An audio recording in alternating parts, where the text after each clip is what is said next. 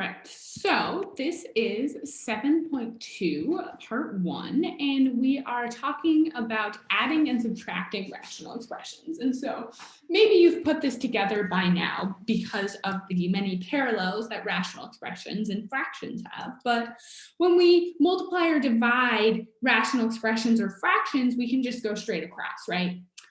But when we have rational expressions that we want to add or subtract, just like with fractions, we have to find a common denominator, and that can make things a little bit trickier. But no fear, we are going to just go ahead and get right into it.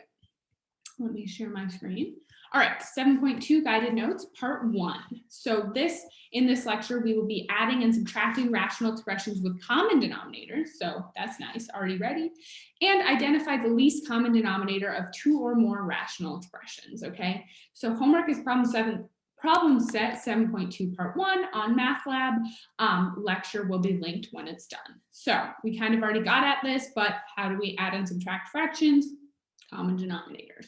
So we can add and subtract rational expressions in the same manner. So if they already have the common denominator, then we're good to go, right? P over Q and R over Q are rational expressions. So therefore, when we have that same denominator, which in this case, Q, which represents some polynomial, then we can just add straight across, right? P over Q plus R over Q equals P plus R over Q, and P over Q minus R over Q equals P minus R over Q. So that's all well and good, okay? And for example, we have X over 4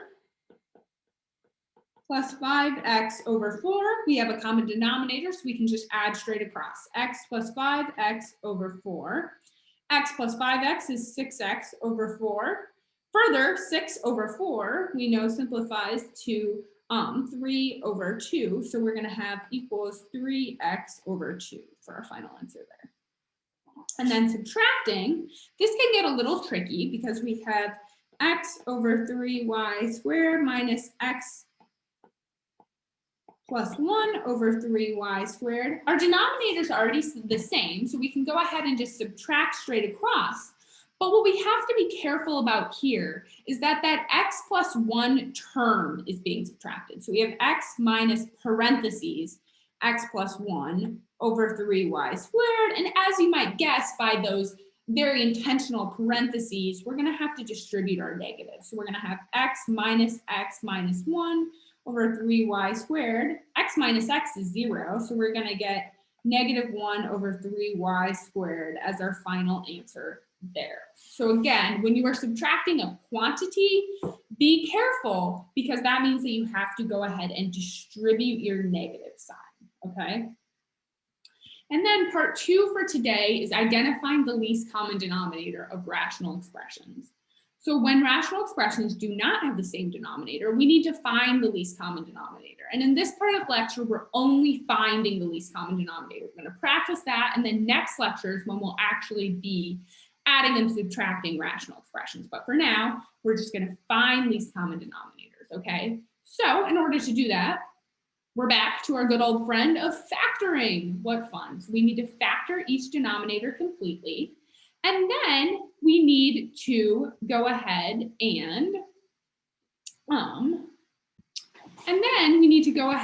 and find that the least common denominator will be the product of all unique factors, each raised to a power equal to the greatest number of times that factor appears in any one denominator, okay? So that's a lot of confusing words, but really it just comes down to breaking your denominator down into its factors and looking at, okay, what do I have here?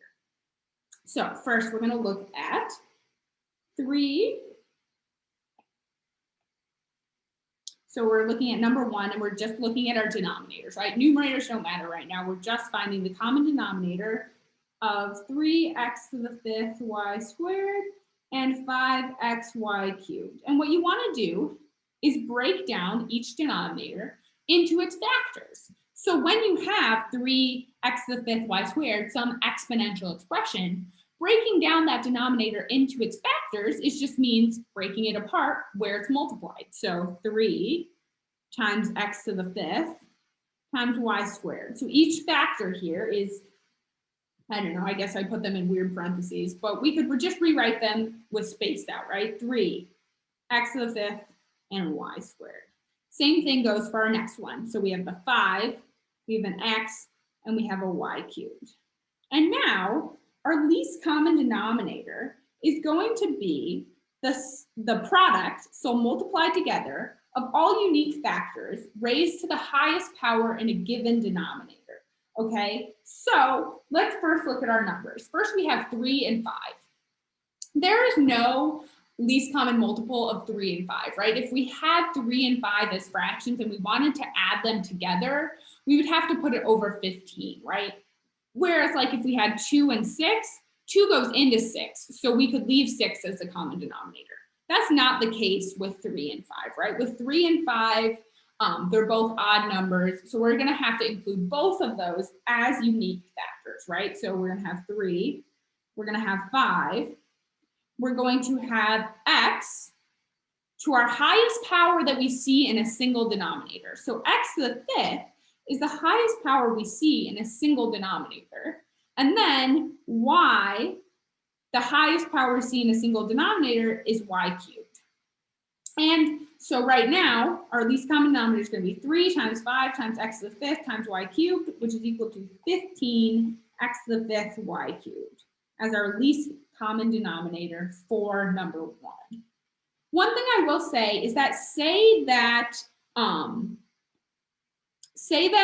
this 3x to the 5th y squared had a z at the end. So say we had a z right here.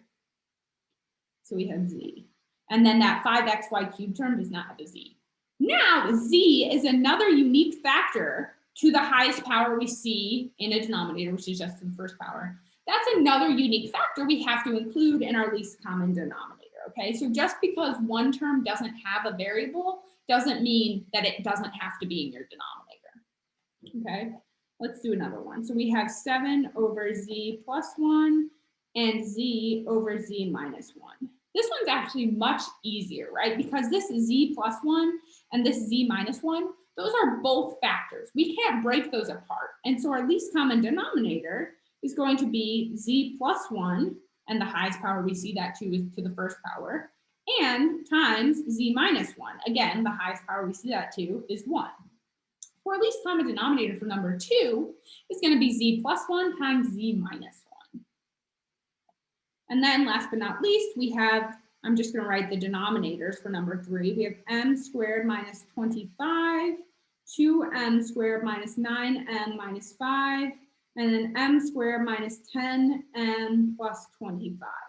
And so now we're going to have that first step come into play where we factor each denominator completely. So m squared minus 25, we should go ahead and recognize as a difference of cubes. So we know automatically that that's going to go ahead and factor for us to m plus 5 times m minus 5. And then our other two are just regular old trinomials. You should factor them accordingly. So I have 2m plus 1 times m minus 5 and m minus 5 times m minus 5, which I can also write and am going to write as m minus 5 quantity squared. Okay, and so now each of these like expressions in parentheses are my factors, okay? So my unique factors, let's check it out. So I have m plus 5, that's going to be a unique factor. So let me write over here, least common denominator. So I have an m plus 5, m minus 5. So I have an m minus 5, but I also see down here that I have an m minus 5.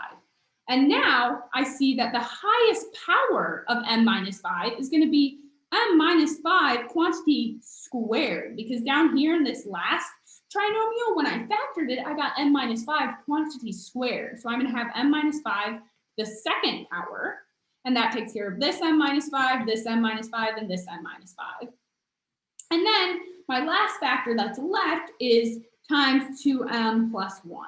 Okay, so this least common denominator is this whole giant thing, m plus 5 times m minus 5 quantity squared times 2m plus 1. Okay, so these common denominators can get pretty messy Because again, when you have lists of factors, you have to include each unique factor and then to that highest power, okay? So I know that this is tricky, but hopefully with the math lab problems and the practice problems we are going to do together in class, you will get a little bit more of a grasp on this and feel good about finding the least common denominator, because that becomes important when we actually add and subtract rational expressions. So that's all for today, guys. Have a lovely evening.